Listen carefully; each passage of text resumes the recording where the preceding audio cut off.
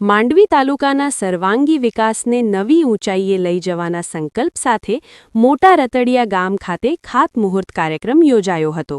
ગુજરાત પ્રદેશ ભાજપના મહામંત્રી અને માંડવીના ધારાસભ્ય અનિરુદ્ધભાઈ દવેના વરદ હસ્તે તાલુકાના વિવિધ વિસ્તારોમાં કુલ ₹27.70 કરોડના ખર્ચે સાકાર થનારા લોકહિતના કામોનું ખાતમુહૂર્ત કરવામાં આવ્યું હતું.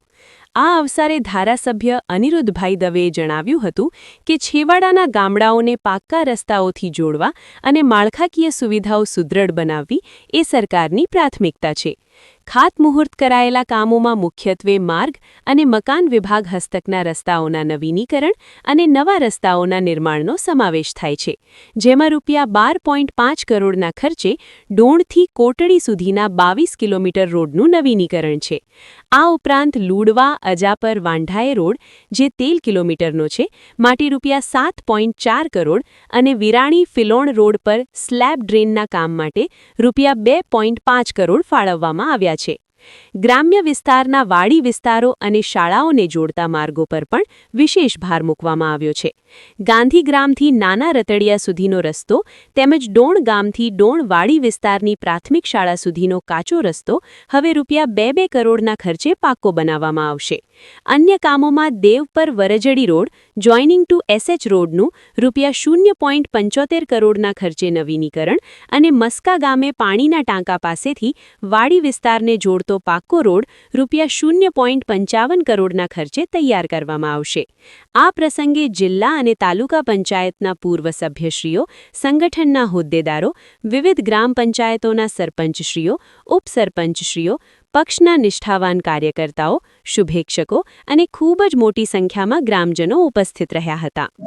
પ્રાતસ્મરણીય પૂજ્યપાદ હાંસબાઈ માતાના જ્યાં બેસણા છે એવું મોટા રતડિયા ગામે અને પૂજ્યપાદ ગિરજાદત્ત ગિરિજી મહારાજ શ્રી પીઠાધીશ્વર જ્યાં ગામ છે એવા રતડિયા વિસ્તારની અંદર અનેકવિધ વિકાસના કામોનું ખાતમુહૂર્ત અને પ્રારંભ કરવામાં આવ્યો.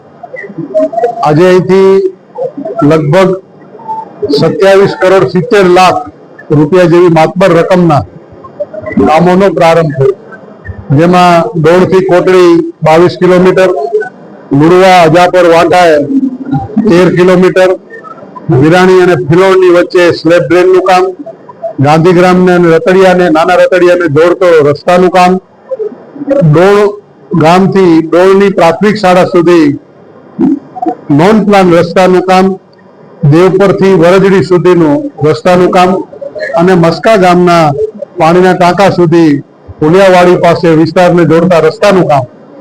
આમ ટોટલ 7 તાલુકા પંચાયતોને આવરી લેતા વિસ્તારમાં આ સામૂહિક ભૂમિપૂજન કરીને કામનો પ્રારંભ કરાયો છે. ઉપરાંત લુડવા પાસે એક ડેમ 1.5 કરોડ રૂપિયાનો એનો પણ કામ પ્રારંભ થયું છે. દેશના યશસ્વી પ્રધાનમંત્રી નરેન્દ્રભાઈ મોદી સાહેબના નેતૃત્વમાં વૈશ્વિક સંકટની અંદર પણ તેમણે પ્રજાને જ્યારે ડીઝલ અને પેટ્રોલમાં ભાવમાં ઘટાડો કરી આપ્યો અને લોકોને આશ્વસ્ત કર્યા છે, ત્યારે એમનો હું ધન્યવાદ વ્યક્ત કરું છું. આપના માધ્યમથી હું પ્રજાને એક અપીલ કરવા માંગુ કે ગેસ નહીં મળે, ડીઝલ નહીં મળે, પેટ્રોલ નહીં મળે, આવી અફવાઓથી દૂર રહેજો. આપણા પ્રધાનમંત્રી શ્રી નરેન્દ્રભાઈ મોદીનું સક્ષમ નેતૃત્વ છે. જે લોકો અરાજકતાવાદીઓ છે, જે લોકો ભારત વિરોધી છે, એવા લોકો આવી અફવાઓ ફેલાવી રહ્યા છે.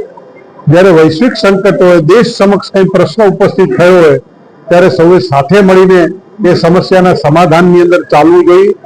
એની જગ્યાએ વિકાસ વિરોધી, ભાજપ વિરોધી અને ભારતના વિરોધી લોકો આવી અરાજકતાવાદીઓ અફવાઓ ફેલાવીને પ્રજાને ગુમરાહ કરવા માંગતા હોય તો હું આપના માધ્યમથી પ્રજાને, લોકોને, દર્શકોને વિનંતી કરું છું કે આપ આશ્વસ્ત રહેજો. બધું જ મળી રહ્યું છે અને એકાદ દિવસ એ અફવાઓને કારણે એક કિયોસ્ક થઈ રહ્યો હતો, પરંતુ હવે બધું જ વિધિવત રૂટીન થઈ રહ્યું છે. તો આપ આશ્વસ્ત રહેજો, કારણ કે પ્રધાનમંત્રીશ્રીના વૈશ્વિક સંબંધો છે, તે સંબંધોને કારણે ભારતને સતત પુરવઠો પણ મળી રહ્યો છે. સાથે સાથે વિકાસના કામની અંદર પણ અહીંયા રતડિયા પાસે પુલનું કામ થઈ રહ્યું છે. જે તે વખતે આ પુલના કામની અંદર કેટલાક મિત્રોએ એ પ્રશ્ન ઉઠાવેલો, તો મિત્રોને હું કહેવા માંગુ છું કે આ કામ ચાલી રહ્યું છે, જુઓ, તમે વિચારધારાના વિરોધી હોઈ શકો, તમે ભાજપને ચોક્કસ વિરોધ કરી શકો, કઈ વાંધો નહીં, પરંતુ લોકોની જે ખરેખરી પાયાની જે સમસ્યાઓ છે એ સમસ્યાઓના સમાધાનમાં કોઈ ઉકેલ તો આપો. એ ઉકેલ નથી આપવો, માત્ર વિરોધ કરવો છે. એવા વિરોધી મિત્રોને પણ હું કહું છું કે આપ પણ આ વિસ્તારના જશો, અહીંયાના જશો, અહીંના લોકોના પ્રેમી હશો, તો આપ સૌ કોઈ સાથે મળીને આવો. આપણે આ વિસ્તારનું ભલું થાય એના માટેનો પ્રયાસ કરવો છે, અને આ વિસ્તારની સમસ્યાઓનો નિરાકરણ ભારતીય જનતા પાર્ટીએ પહેલાય કર્યું છે, કરી રહી છે, અને આવનારા દિવસોમાં ભારતીય જનતા પાર્ટી જ કરશે. કારણ કે જનતા ભારતીય જનતા પાર્ટીને ફરી ફરીને આશીર્વાદ આપી રહી છે. એ પછી સરપંચથી કરીને સંસદ સુધી, તમામ સુધી ભારતીય જનતા પાર્ટી એમાં વ્યાપ્ત છે. માટે ભાજપ છે એ કામ કરી રહી છે. મોદી સાહેબના નેતૃત્વમાં, માનનીય ભૂપેન્દ્રભાઈના નેતૃત્વમાં સરકાર ખૂબ કામ કરી રહી છે.